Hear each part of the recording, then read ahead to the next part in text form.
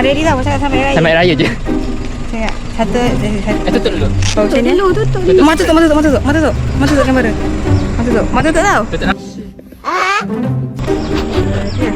Selamat Hari Raya. Maaf zahir batin. Jumpa lagi insya-Allah tahun depan. Tutup. Ya Allah lupa. Okey dah, boleh lah. Okey. Selamat Hari Raya, maaf zahir dan batin. Okey.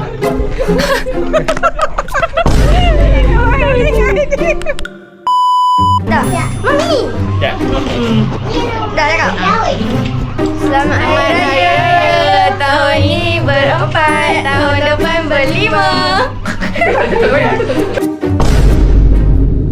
Kau pilih apa benda? Satu. Ada buka yang tu ucap Okey. Cepat adik. 1, 3 adik cepat. Adik.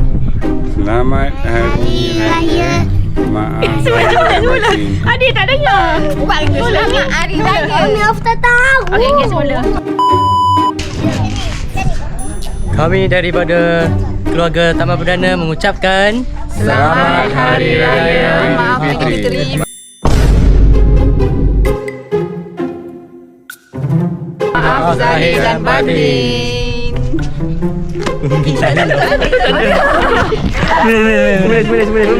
Boleh. Maaf Fitri tadi. Selamat Hari Raya Aidilfitri. Kami dari pinggiran Putra mengucapkan Selamat Hari Raya. Maaf dan batin. cakap tak ayah tadi. Aduh, tadi kau tak ayah. Kata tak ayam. We all bring. Dah lah. Kami dari pinggiran Putra mengucapkan Selamat Hari Raya Aidilfitri. Maaf zahir dan batin. Okey. Tolong sekali. Selamat Hari Raya Aidilfitri. Aidilfitri. Bye.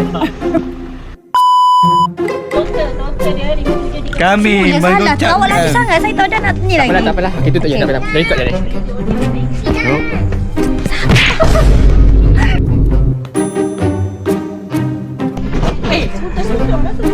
Kami mengucapkan tak ada suara.